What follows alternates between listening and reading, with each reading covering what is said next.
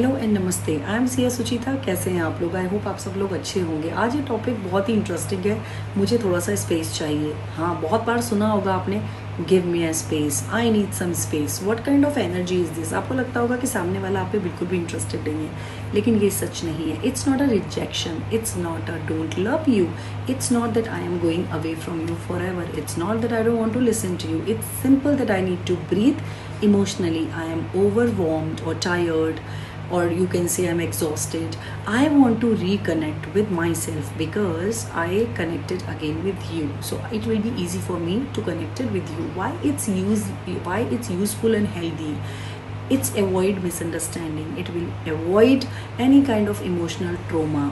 ये आपको emotional balance और स्पेस की क्लैरिटी देता है। बोलने से पहले आप सोचते हो, समझते हो, वक्त लेते हो, रिस्पेक्ट बिल्ड होता है। जब आप किसी को स्पेस देते हो, आप उनके इमोशनल बाउंड्रीज़ को रिस्पेक्ट करते हो। हीलिंग के लिए बेस्ट टाइम है। अगर कोई इमोशनली ड्रेन्ड है, स्पेस उन्हें रीफ्यूल करता है। बेटर कम्युनिकेशन और after space people often come back clearly, more calmer and more respectful.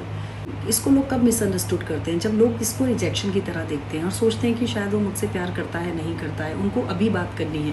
लोगों के ईगो हर्ट हो जाते हैं, लेकिन सामने वाला ये नहीं सोचता, वो पर्सनल अटैक करता है। When to use this word give me a space?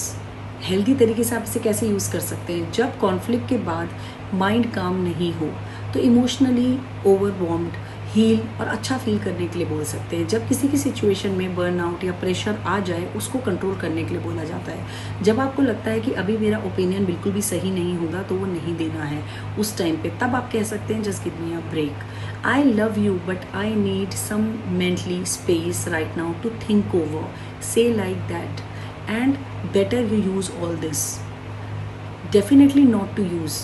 जब आप बस किसी को अवॉइड करना चाहते हो, एक्सप्लेनेशन की ज़रूरत आप नहीं समझते हो, जब आप स्पेस के नाम पर किसी को इमोशनली ट्रोमा या पनिश करते हो, जब रिलेशनशिप में आपकी हर बार की कॉन्फ्लिक्ट में सोल्यूशन आपका स्पेस बन जाता है। इन अ रिलेशनशिप बेस्ट प्रैक्टिस आप क्या कर सकते हो? जो मैंने बताया वो नहीं करना है। Space with clarity, safety, main थोड़ा टाइम चाहिए मुझे खुद के साथ सोचना है। मैं वापस आऊँगा, मैं वापस आऊँगी, हम इस बारे में बात करेंगे। Make sure you clear all this, say I need little time to heal, I need little time to think. Space लेने का मतलब ये नहीं होता है कि दूरी बना ले। आपको स्पेस लेने का मतलब होता है आपको रिकनेक्ट होना है सिचुएशन से और अपने पार्टनर के साथ, अपने दोस्त के साथ। तो वक्त लेना गलत नहीं है। तो अगर आपके फ्रेंड्स और पेरेंट्स को भी जब बच्चे कहते हैं कि आई नीड सम स्पेस, तो please parents don't get it wrong. आपका बच्चा रिकवर हो रहा है या फिर बहुत सारे इमोशनली ट्रोमा से निकल रहा है। हो सकता है कि बच्चा आपके साथ बहुत सारी चीज़ें डिस्कस ना कर सके।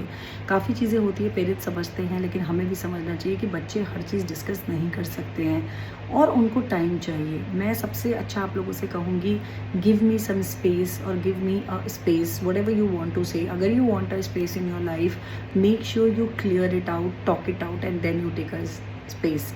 बिकॉज क्या होता है कि अगर आप स्पेस के नाम पे बहुत ज़्यादा, जैसे कि मैंने बताया है, अगर आप उस चीज़ का फ़ायदा उठा रहे हो कि चलो मुझे स्पेस मिल रहा है, and then people are having the extra marital affair, आप सामने वाला is being very nice to you and giving space to you, लेकिन you are not appreciating that, वो फिर वहाँ पे गलत हो जाता है कि आप सामने वाले की कदर नहीं कर रहे हो और उस स्पेस का गलत फ़ायदा उठा रहे हो।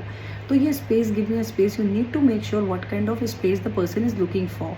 कॉन्वर्जेशन में अगर उसने क्लियर किया है कि यार बहुत आर्ग्यूमेंट हो गई है, I am confused, so that kind of relationship is very healthy. अगर आपका पार्टनर, आपका दोस्त, आपका friend, however it is, talks about it, give me a space और give me some time and get back to you. Time के साथ जब हम ये बोलते हैं give me some time and get back to you, that is not more you can say sounds bad।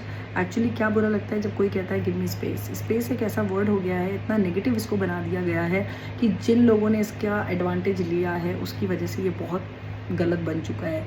एक girlfriend boyfriend के बीच, हस्बैंड वाइफ के बीच, जब हस्बैंड कहता है कि मुझे थोड़ा सा स्पेस दो, इसका मतलब बहुत गलत निकाला जाता है। ठीक है, हेल्दी वे में मैं आपको यही कहूँगी कि अगर हस्बैंड वाइफ का झगड़ा है या फिर कोई ऐसा कॉन्फ्लिक्ट है, बहुत सारे कॉन्फ्लिक्ट्स फैमिली में आ जाते हैं, बहुत सारे कॉन्फ्लिक्ट्स गर्लफ्रेंड बॉयफ्रेंड के बीच में आ जाते हैं, लेकिन अगर आपका पार्टनर बिना कुछ बोले जस्ट वॉक ऑफ हो जाता है, फिर 2-3 दिन बाद आपके पास आता है, आपसे बात करता है, आपको समझाता है, स्टिल एक्सेप्टेबल। लेकिन जो इंसान वॉक ऑफ होने के बाद भी आपके पास वापस नहीं आता है और आप गिड़गिड़ा के उसके पास वापस जाते हो और फिर वो कहता है मुझे स्पेस चाहिए था, तो here you have to work on that your relationship. It has nothing to do with this word that give me a space, क्योंकि जितना स्पेस उसको लेना था वो ले चुका है। So there are a big thing about it that give me a space and give me some space. So misjudge करने की भी ज़रूरत नहीं है, काफ़ी टाइम पे हम लोग इसको misjudge भी कर लेते हैं. So you also understand कि सामने वाले को किस चीज़ का स्पेस चाहिए और कितने दिन का स्पेस चाहिए. वो आपका कॉल है, वो आपकी फीलिंग्स है कि what is going on with your partner or your friend or anybody. Friends के लिए तो मुझे लगता है कि स्पेस की ज़रूरत ही नहीं है, because if the person wants space then 1-2 घंटे में आप लोग साथ में हो जाते हो. It's more about the relationship. So mind your words before you say give me a space. And अगर कोई बोल रहा है कि give me a space, give me some space, please try to find out what kind of space the person is talking about, rather than taking it directly negatively और अपने आप को डिप्रेशन में या फिर अपने आप को टेंशन में या फिर किसी ऐसे सिचुएशन में डाल दो जहाँ से आप कभी ना निकल पाओ और आपको पछताना पड़े. So I hope my video is very clear to you. अगर नहीं क्लियर है तो प्लीज़ मुझे कमेंट बॉक्स में कमेंट कीजिएगा. वैसे मुझे कुछ लोगों ने कहा है कि मैम प्लीज़ हिंदी में बताइए, तो प्लीज़ ये वीडियो मेरा मोस्टली हिंदी में ही है. बीच बीच में थोड़े से इंग्लिश वर्ड हैं या इंग्लिश में लाइनें हैं, तो अगर आपको उसका मतलब समझ में नहीं आ रहा है तो I will definitely clarify. And thank you so much for your support. Subscribe my channel, share the video, like the video, and take care of yourself. Bye bye. Namaste.